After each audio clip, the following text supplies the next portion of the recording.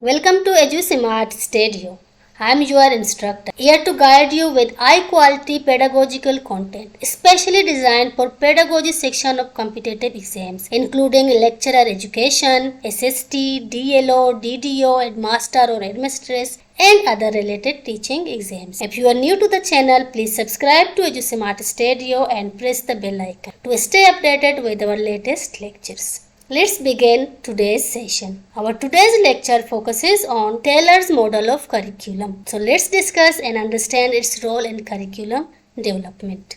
Learning objectives. This means at the end of this lecture, you will be able to explain Taylor's model, describe the 4 basic questions of Taylor model, elaborate key features of Taylor's model, describe advantages and criticism of Taylor model, and you will be able to design your own notes on Taylor model.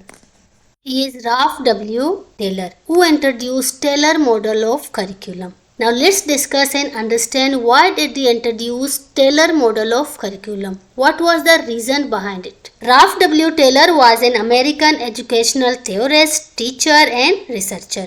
He is widely known for Taylor's model of curriculum development. He played a major role in improving curriculum development and assessment practices. During his work, the 8-year study, he observed teaching was often unorganized, lacked clear objectives, and had weak evaluation methods. To solve these issues, he developed a systematic and objective-based curriculum model known as Taylor's model. Origin of Taylor model. The model was proposed by Ralph W. Taylor. He presented Taylor model of curriculum in 1949. He introduced it in his book Basic Principle of Curriculum and Instruction. He developed it during 8-year study after observing problem in education. The Taylor model is a landmark work in curriculum development. The model focuses on scientific and systematic curriculum planning. Taylor's 4 fundamental questions. In Taylor's model of curriculum, Taylor explains that effective teaching follows 4 basic steps. These steps help teachers plan, teach and evaluating learning in a systematic way. Now let's discuss each step one by one. The first step is what educational objective should the school seek to attain. This means the first step is about learning objectives or goals. Simply, objective tell us what students should learn, what they should understand, and what they should be able to do. So according to Taylor, the teacher must decide learning objective first. For example, if the teacher is teaching the topic plants, then objective will be likewise, such as students will be able to name the parts of the plant, or students will be able to explain functions of roots and leaves. Simply, the first step is about setting learning objective.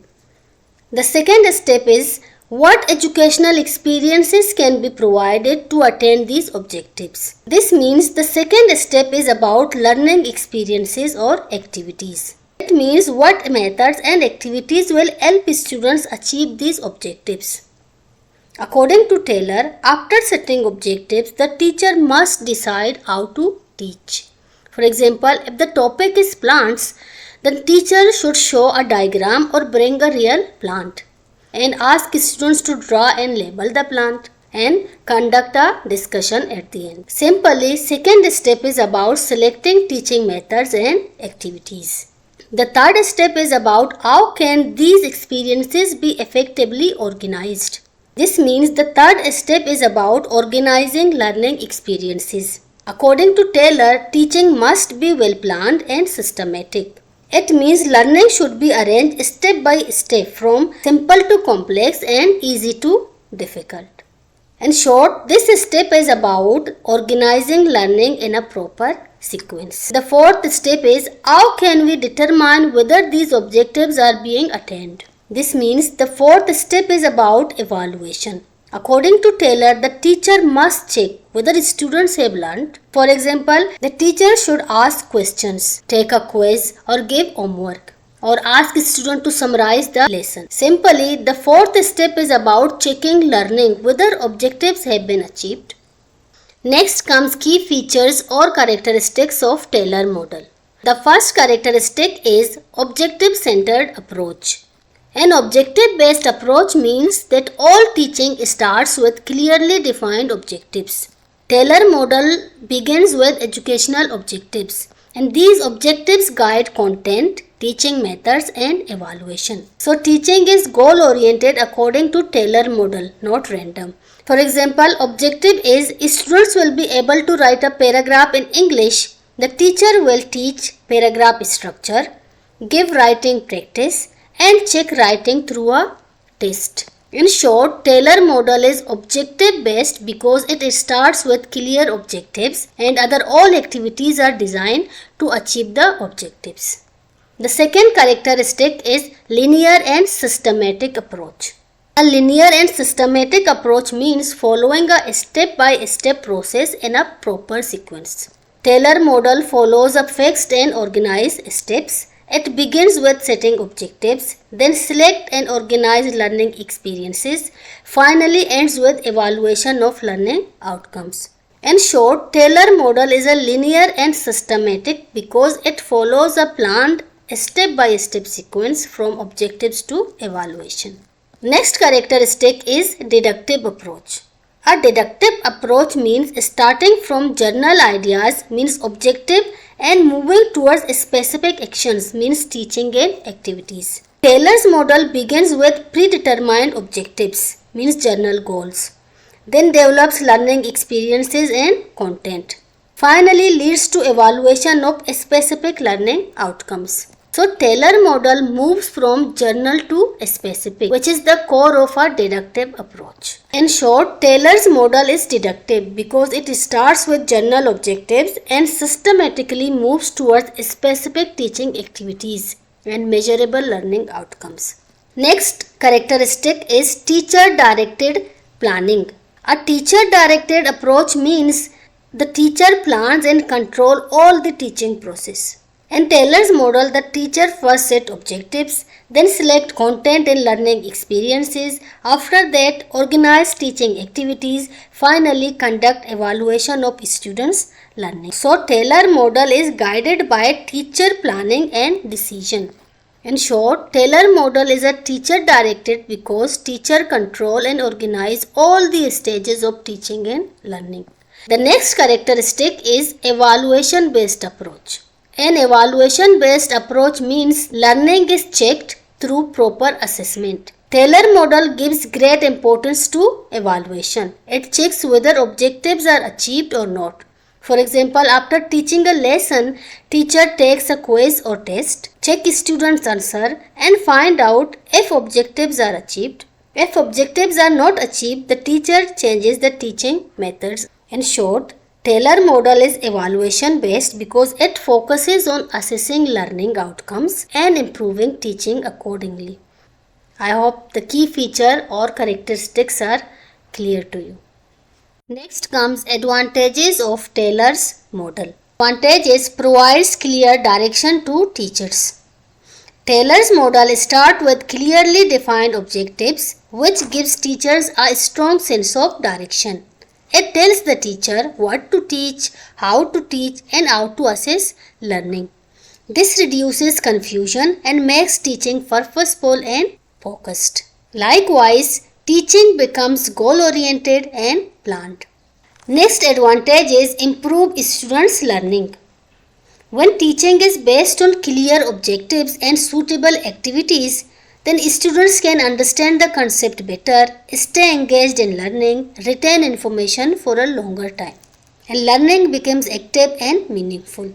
This helps students learn by doing, which improves understanding. The fourth advantage is ensures organized teaching. Taylor model follows a logical sequence such as objectives, activities, organization and evaluation. This creates a step-by-step teaching process, making lesson easy to follow.